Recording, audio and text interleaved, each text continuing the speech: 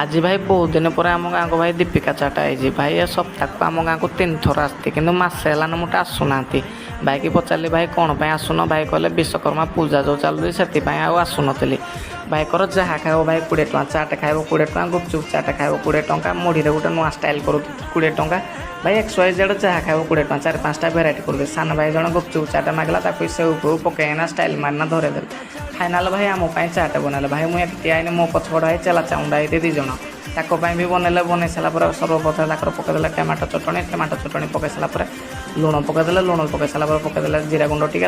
लंका गुंड टे पकईदे लंका गुंड पकई सारापर पुणी पकईदे कटा होता प्याज कटा होता गाजर